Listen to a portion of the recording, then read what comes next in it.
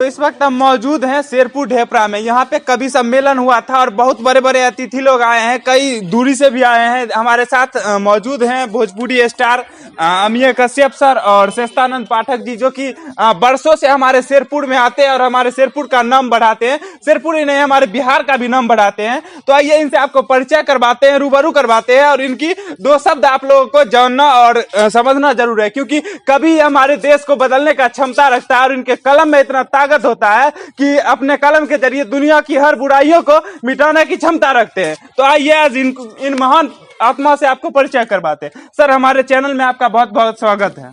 धन्यवाद। जैसा कि आप बरसों से, हम लगभग ज्यादा दिन तो नहीं, 23 साल उम्र है मेरा, लेकिन 15 साल से मैंने आपको देखा है। हमारे गांव में आते हैं, अपना समय निकालते हैं और एक से एक ऐसा गीत दिए हैं, एक से एक ऐसा अपने कलम से लिखा है, जो कि आज तो सोशल मीडिया का जमाना है। उस समय, जिस समय चिप का जमाना हुआ करता था, उस समय आपका गीत ट्रेंड में जाता था पूरे बिहार में और खास करके मैथिली इलाका में, अंगिका इलाका में। तो दो शब्द अपने रचना के बारे में बताना चाहेंगे और कैसे आपने यहाँ तक स्ट्रगल करके पहुंचा, दो शब्द वो भी कहेंगे।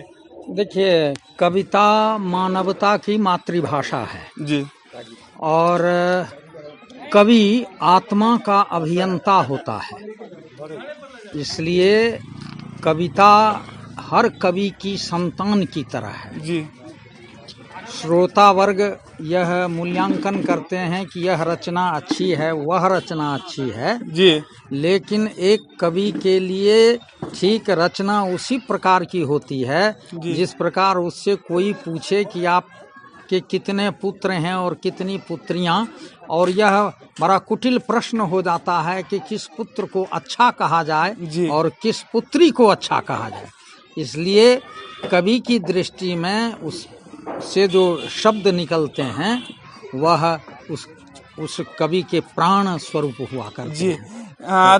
तो आप अपना कुछ रचना सुनाइए, जिस तरह से आपने यहाँ पे बच्चों को प्रोत्साहित किया, मोटिवेट किया, और जब आप बोलते हैं तो ठहाके तो नाम मत लीजिए, लगता है कि पूरा शेरपुर झूम जाए, इस तरह से आपके गुणगान पे होती है। तो दो शब्द सुनाना चाहेंगे। हाँ, देखिए, मैं अभी आ रहा था तो रास्ते में सास पुतोह ये सब ससुर सास लेकर के झगड़ा कर रही थी।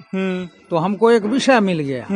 हम कुछ देर रुक के शब्द चयन किया और वो क्या संदर्भ था मैं वही दो लाइन सुना देता हूँ। और जो देख रहा हूँ कि गांव नगर आ घर घर में सब ठाम एके हाल छे, आ कनिया पुत्रा चिकर के बाजे बूढ़बे बुढ़िया काल छे। अरे वाह वाह, क्या बात है, गजब गजब। तो इस तरह से हम लोगों को विषय मिल जाता है जी।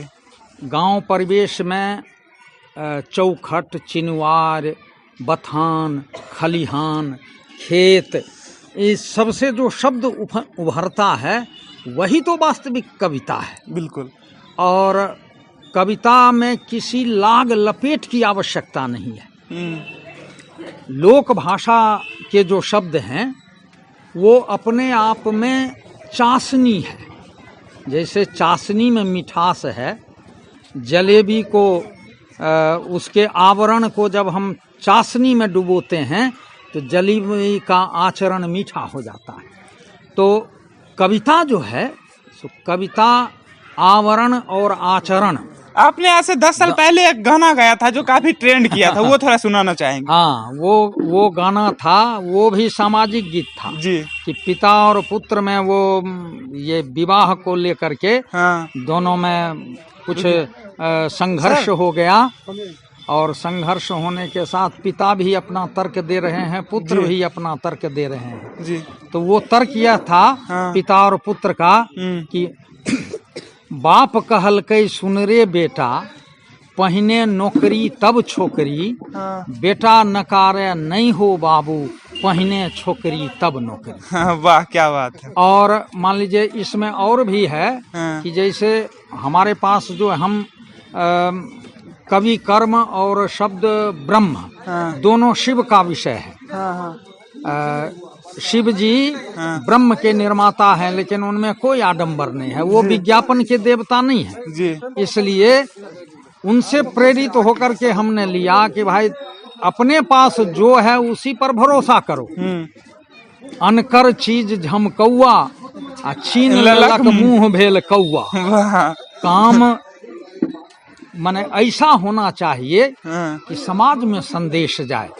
तो अच्छी हिंदी की भी कविता है और ये लोक भाषा की भी अच्छा, कविता। आपने एक कहा था मुर्दा जला भाई नहीं जला, जिलेबी के चूल्हा जला चाहिए, वो अपने अंदाज में बोलिए थोड़ा। हाँ, वो है कि पहले कि माय बाप के घर नहीं दिलकै आ नहीं भोजन नहीं बस्तर आ बेटा पुतोहु के भेलै कृपात सौंसे देह पलस्तर त कर्म करू युग धर्म देख के एहने काज करे के चाही मुर्दा जरे भाई नहीं जरे जिलेबी के चूल्हा जरे के चाहिए। वाह गजब। इससे सर मैसेज क्या है युवाओं के लिए या आज देश के समाज के लोगों के लिए? हाँ, मैसेज यह है कि कोई मर गया है जी और किसी की आंख में आंसू है, हाँ, मुंह में क्रंदन है जी, और कोई मुंह पिजाए बैठे हुए है घाट पर, हाँ, कि पहले मुर्दा जलाने की लकड़ी का प्रबंध हो या नहीं हो जी। कुछ बिचौलिए दुकान पे पहुंच के बात करते हैं कि हम लोग इतने आदमी हैं, माने जिलेबी का क्या रेट है, पूरी का क्या रेट है। अभी प्राय है कि जो हमारा मुख्य संदर्भ है उससे हम दूर होके हमारी यात्रा पेट तक गई है, श्मशान तक नहीं। जी अच्छा सर, आप अपने भाषा में ही गाते हैं और आपका पूरे इंडिया में ट्रेंड करने लगता है, आखिर ऐसा क्या है आप में? ऐसा यह है कि हम चाहते हैं कि कोई भी गीत लोकप्रिय हो जी, वो किसी के मुख पर कैसे चढ़ जाए हमारा शब्द जी, हमारी धुन जी, किस प्रकार लोगों को आसानी से हृदय में उतर जाए, हम वैसा प्रयास करते हैं। सर थोड़ा सा आप अपने बारे में बताएं, क्योंकि आज के युवा जो हैं सो आपको रोल मॉडल मानते हैं और आपसे सीखने का प्रयास करते हैं। किस तरह ने आपने अपने करियर का शुरुआत किया और यहाँ तक कैसे पहुँचे? देखिए, हमारी करियर की जो शुरुआत हुई जी, तो हम जब नवम दशम वर्ग में थे जी, उसी समय से गायन के प्रति मेरी ललक थी जी, और जहाँ चाह है वहीं राह है, इस कहावत ने मुझे प्रेरित किया जी। मैंने संगीत की विधिवत शिक्षा कहीं भी नहीं ली जी, यह स्वांतः सुखाय मेरे लिए था जी, लेकिन दशम नवम वर्ग से शुरू करने के बाद जो वो 1965 वर्ष की ये बात है जी, और उस समय अष्टजाम नवाह गांव में नाटक बहुत ज्यादा हुआ करते थे जी, तो अष्टजाम नवाह में मैं खूब रामधुनी करता था, 6-6 घंटा हारमोनियम टांग के और विभिन्न धुनों पर रामधुनी करता था और लोग झूमते थे उसमें भी जी। गांव में जब नाटक होता था तो नाटक में हमने लोकगीत का प्रयोग किया जी, और इतना लोकप्रिय हुआ वो लोकगीत कि पास पड़ोस के गांव वाले भी मुझे पकड़ के ले जाने लगे जी, नाटक की सफलता के लिए। अच्छा, तो मुझे एक विषय मिला और प्रोत्साहन भी, साहस भी हुआ और लगा कि नहीं, लोकगीत में भी हम ऐसा कर सकते हैं। मैं यह बताना चाहता हूँ, गजल, फिल्मी गीत वो आसान है, लेकिन लोकगीत की रचना करना, उसको धुन पे चढ़ाना और लोकप्रिय बनाना ये बहुत कठिन। बिल्कुल सर। सर एक सवाल थोड़ा सा ये करवा भी हो सकता है। आज के युवा अपने रास्ते से भटक गए और भोजपुरी अश्लीलता के पीछे पागल हो गए, क्या कहेंगे? हमारा भाषा कैसे शुद्ध होगा, अश्लीलता कैसे खत्म? देखिए, ये शिक्षा पर निर्भर है जी, ये रुचि पर निर्भर है जी। एक ही परिवार में अगर 2-4 आदमी हैं तो कोई शाकाहारी है जी, कोई मांसाहारी है जी, किसी को दूध अच्छा लगता है तो किसी को अंडा अच्छा लगता है, ये जिह्वा का विषय है। तो शिक्षा हमारी ऐसी है जी, दूषित शिक्षा जो यह भेद नहीं कर पाती कि ये भला है और ये बुरा है।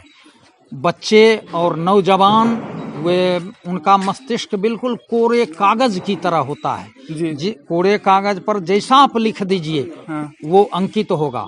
तो हमारे ये नौजवान यह अंतर नहीं करते कि हमको क्या करना है। मैं जब पहली बार स्टूडियो में रिकॉर्डिंग कराने के लिए गया तो स्टूडियो के मालिक जो टी सीरीज के दर्शन कुमार जी थे, उन्होंने पूरे लाइब्रेरी में भरा हुआ कैसेट दिखाया और कहा कि ये मीराबाई की रचना का कैसेट है, ये दिनकर जी की रचना का कैसेट है जी। लेकिन दुर्भाग्य है इसका खरीदने वाला कोई नहीं है जी। उसने हमको बताया कि आप इस तरह से गीत की रचना कीजिए जो रातों रात लोग उसको याद कर लें, और अमूमन गीत वही सुनता है जो तनाव में रहता है, और गीत वही है जो तनाव को दूर कर दे। गीत अगर तनाव पैदा किया तो न गीत है न संगीत है। इसलिए रात भर में हमने एक एल्बम तैयार किया। हमारे साथ विनय बिहारी जी भी थे। विनय बिहारी जी भी एक रात में एक एल्बम तैयार करते थे और मैं भी एक रात में एक एल्बम तैयार करता था। और उस समय कैसेट का जमाना था, एक एल्बम में 6 गीत, 5 गीत, 4 गीत, तो हमारा तो अभिव्यक्ति के साथ था जी। इसलिए हमारे एक कैसेट में 6 गीत से ज्यादा लोड वाली बात नहीं थी। तो जैसा उन्होंने कहा हमने तैयार किया। कैसेट खूब चला।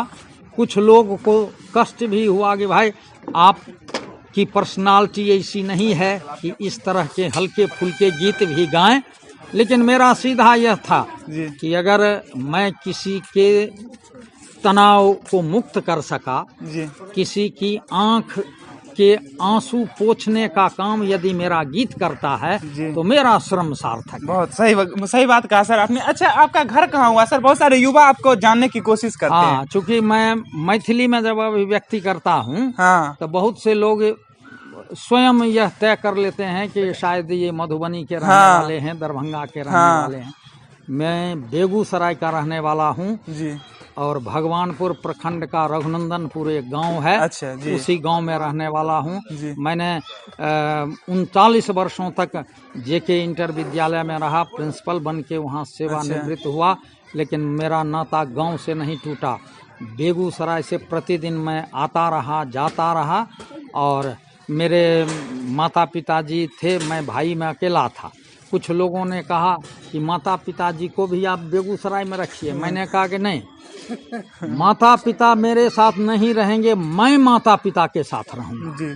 और यही कारण था कि प्रतिदिन, अब तो ढेर सारी सुविधाएं हो गई हैं। उस समय छोटी लाइन की गाड़ी चलती थी बरौनी से, रोड पर भी इतना साधन नहीं था। बावजूद इसके गांव से मेरा नाता अटूट है। आज भी गांव की प्रातकाली ये किसान जब हर मुहूर्त की गीत गाते हैं, और अब तो बैल है नहीं, पहले बैल चलता था और उससे भी हम लोग सीखते थे। बसंत ऋतु में जब कोयल कूक भरती थी तो वो हमारा विषय बन जाता था। तो इस प्रकार गांव जो है वो स्वयं में संगीत है, शहर में वो बात नहीं है।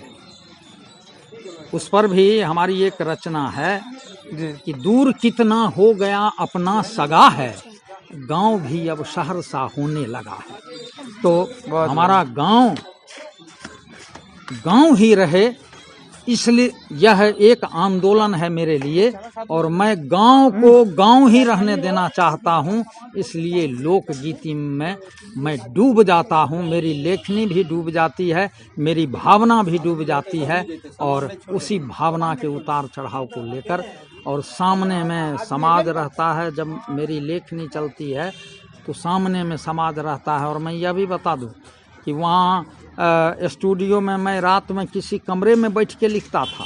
लेकिन ऐसे जितने भी गीत मेरे हैं सब चलते फिरते मंच पर ही देखते देखते मैं तैयार कर। बहुत बहुत धन्यवाद सर, आपने अपना कीमती वक्त दिया। मित्रों, आज हमारे सर ने हमसे मिले, हमारे लिए, हमारे गांव के लिए, हमारे विद्यापति धाम के लिए सौभाग्य की बात है कि इस महान आत्मा ने हमारे गांव को आके और हमारे गांव की भूमि को और पावन किया। हमारे बाबा क्या नाम है, भंडारी बाबा की धरती पर आया और उनका नाम बढ़ाया। बहुत बहुत धन्यवाद सर आपको।